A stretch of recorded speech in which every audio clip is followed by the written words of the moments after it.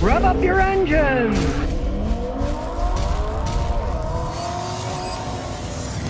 Well, Ford CEO says that they're going to get rid of the internal combustion engine two-row SUVs. They're not going to make them anymore. They're not going to make the big giant one that have 3 rows, right?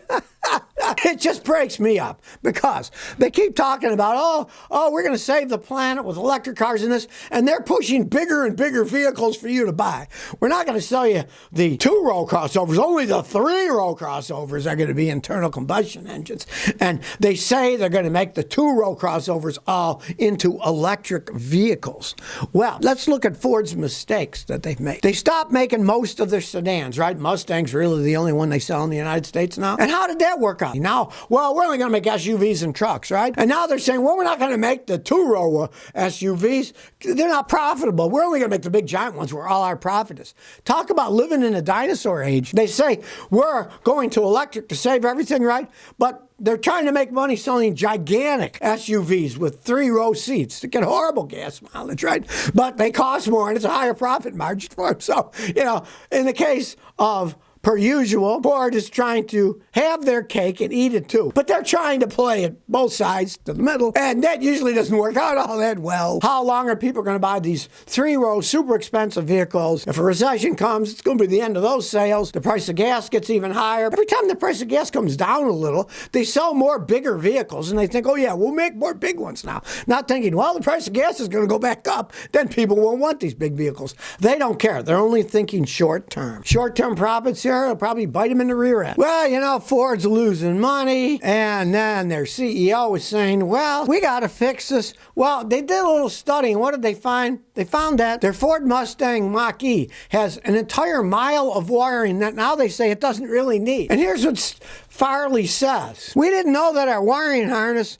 for Mach-E was 1.6 kilometers longer than it needed to be. We didn't know it's 70 pounds heavier and that it cost an extra $300 for the battery, he says. We didn't know we underinvested in braking technology to save on the battery life. The more you regenerate power, the less you're going to use an electric car, right? They didn't know that. What kind of engineers did these guys hire? I'd love to talk to the engineers. They'd probably say, well, Scotty, we told them all this stuff. And they said, no, make them cheap, make them cheap, make them cheap.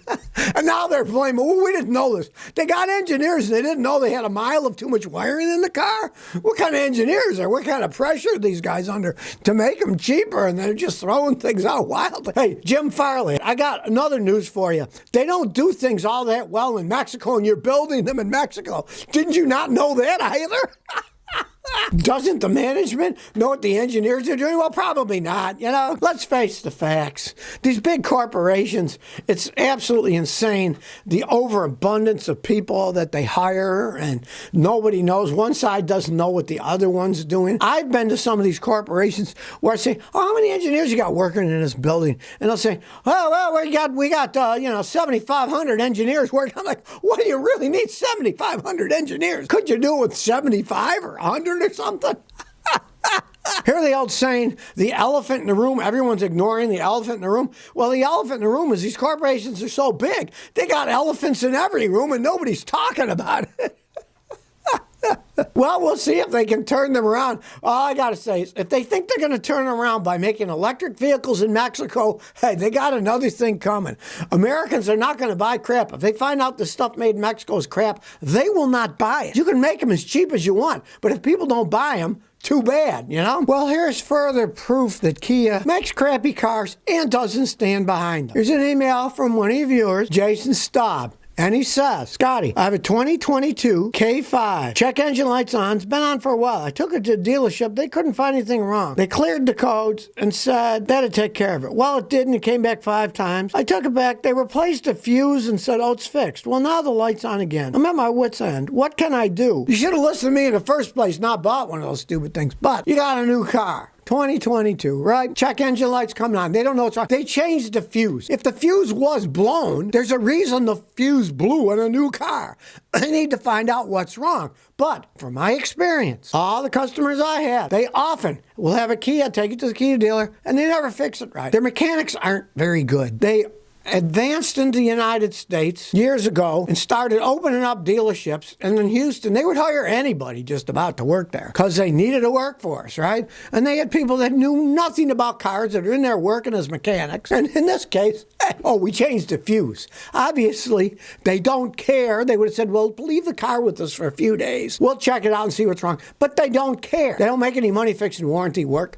And they had the brass balls of telling you it was just a fuse. Why would a fuse be bad on a new car, right? If it went bad, there's a problem with the car that they need to fix. Now, the only other alternative you really have, other than keep taking it back to them, is assume under the lemon law, get your money back for the car. If they can't fix it so many times, they have to buy the stupid car back from you. If I were you, I would push that and get a Toyota or Honda. Say, forget the Kias. They don't make them well. They don't know how to fix their own cars, and they don't care about you. Pajay says, you call Peugeot, Fiat, and Chrysler the Three Stooges. Does that make GM Shemp? That is a great analogy, yes. You know, he's the left-out stooge that came back later and he's actually a brother. Except for Larry, there were two brothers, and the third one, Shemp, was a brother too. He tried to make it on his own, he couldn't, then he came back with them, and that would make sense. Peugeot, Fiat, and Chrysler would be the other three stooges, Curly, Larry, and Moe.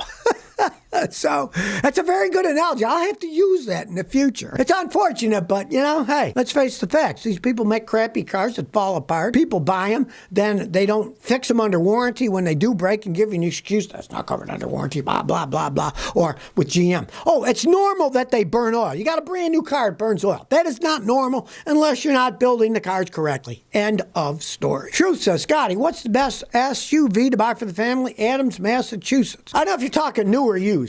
If you're talking about used, get the heck out of Massachusetts when you're looking for it. Go down to Texas, Tennessee, whatever, and buy a vehicle there that isn't all rusted out. Because the salt you put on the roads in Massachusetts, my son's Corolla there's already rusting on the undercarriage, and it's only 3 years old. You know, everything rusts with all the salt they put on the road. So if you're talking used, go someplace else. Now, the best SUVs are Toyotas in terms of how long they last, and then the Hondas. But the problem is, they cost so much money if you're buying a new one. They are so expensive. Everything has gotten so expensive. You know, you might even rethink.